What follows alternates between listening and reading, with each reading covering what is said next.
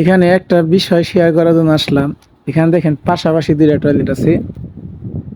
দুইটা টয়লেটে কি করছে আপনার একটা লং টপ দিছে, একটা লং টপ দিয়ে উপরে একটি ডোরটি দিয়ে একটা প্লেন মেন দিয়ে কিন্তু দুইটা বাথরুমের পোস্টিজ মানে গোসলের পানি লাইন নামানো হয়েছে। এখন আমার কথা হচ্ছে এখন কিন্তু এখানে একটা সমস্যা বেরিয়েছে। সমস্যা হচ্ছে পাশের বাথরুম থেকে যদি কেউ কথা বলে, এটার পাশে যে বাথরুমটা এখানে কিন্তু স্পষ্ট কথা ভেসে আসে এবং কি শব্দটা অনেক মানে গর্জিয়াস একটা শব্দ আসে। হয়তো শুনতে অনেক সময় খারাপ দেখা যায়, খারাপ শোনা যায়।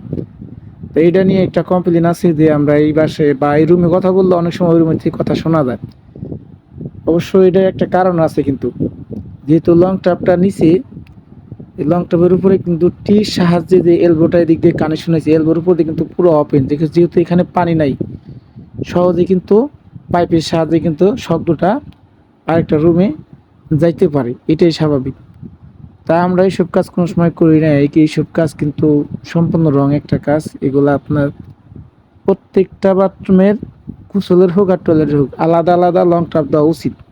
তাহলে কিন্তু এই সমস্যাটা কখনই হওয়ার সম্ভাবনা নাই।